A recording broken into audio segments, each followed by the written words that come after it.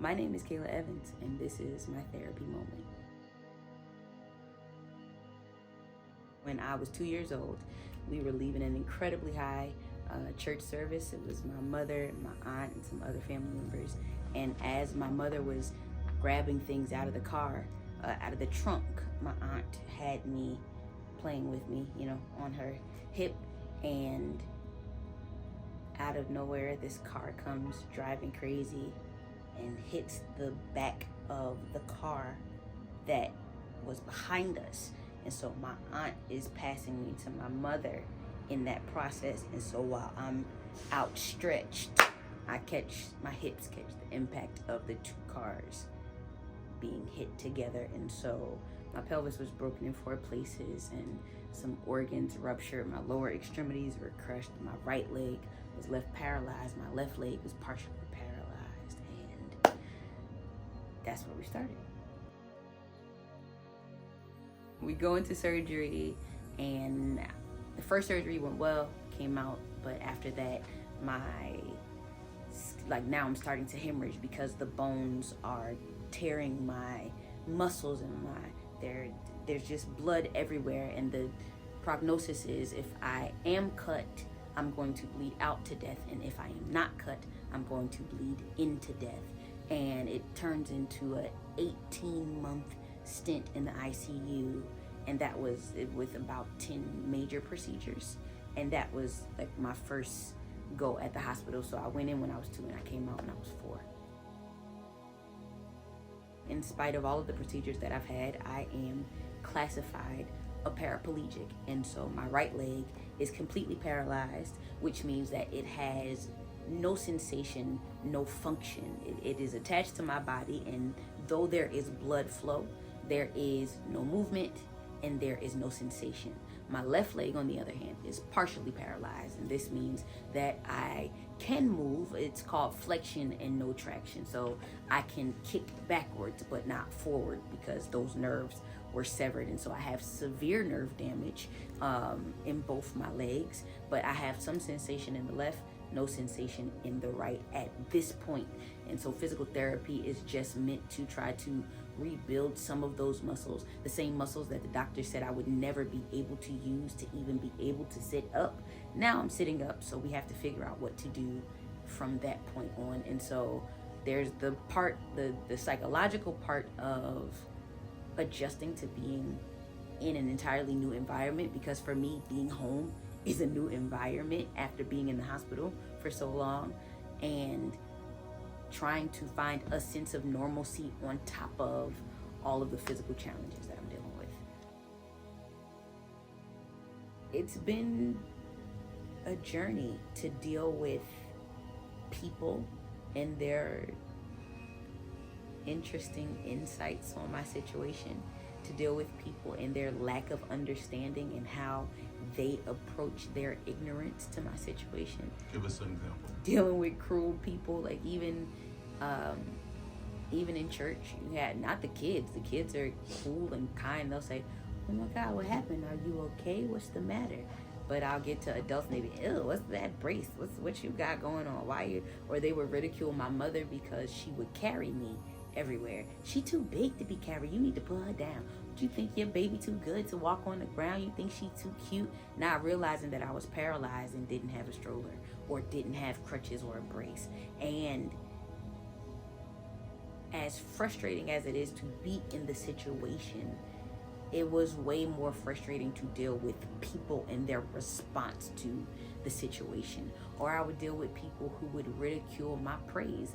I love God and I have nothing but a debt to repay for all that He has done to me. But just because I may not be able to express it in the same way that you do, now I'm whatever terrible name. Or situations in church where prophets just need to heal me because I don't fit their definition of healing. I don't fit their definition of victory. I have people tell me all the time, "You know what, you're gonna walk. I believe in God. I see, and you doing all right now, but you're gonna walk. I'm gonna praise God for that day." And my response is, "But I didn't just walk in here." I've had some great friends. I've had some great people in my life that honestly kind of overlooked everything. I definitely felt like more of a burden than I actually was to people. I didn't realize that sometimes until years down the line. But, you know, it was like going to amusement parks is great with me because I get to cut the line. I just make sure that I take my crutches and my wheelchair and we in there like swimwear.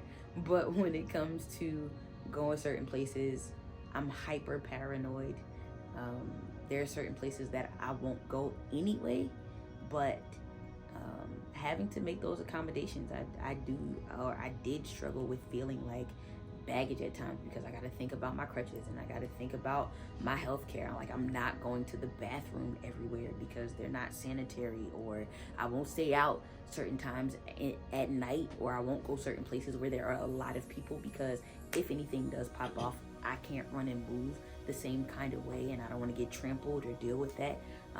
When it comes to romantic relationships, like, I struggle with insecurity because my body is not the way everybody else's is. Like, my hips are different. Like, so my legs are different sizes and my body is shaped different and my back is so I don't look crooked now, but like, I've been at places. I was getting fitted for my ministerial robe, and the tailor there, he threw his arms up in frustration. He said, I can't help you, her body is too crooked, we can't do this here.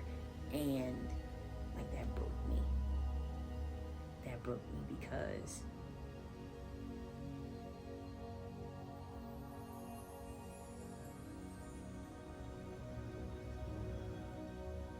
I'm here for God.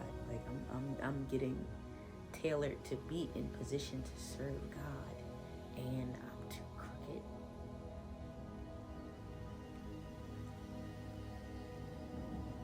And I can't be mad at the man because he's just trying to do his job well. And of course I could go anywhere else. That's not the issue, but because it's something that I struggle with, that hit the nail right on the head. I had to learn that my physical appearance is a drop in the bucket for most people, because ultimately I am a pretty cool person, and I am capable to do some really incredible things. That's just my insecurities being magnified. But yeah, it was rough for some time. Give it a few seconds for my last question. Mm-hmm. Thank you.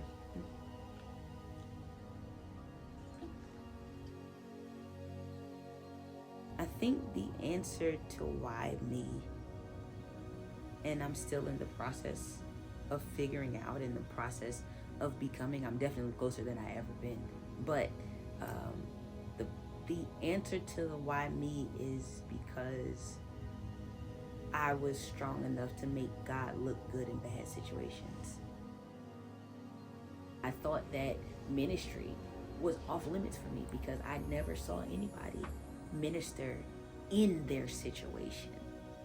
I never saw a paraplegic preach. I never saw somebody with crutches preach to the glory of God. I never saw anybody in a wheelchair do it. And so I thought that meant it could not be done, or that it was not allowed to be done.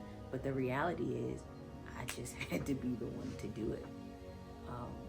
And it's terrifying usually, but to know that I can help somebody, whether they're disabled or not, whether they're differently abled or not, just that my life means something, even when I'm not trying to make it mean something.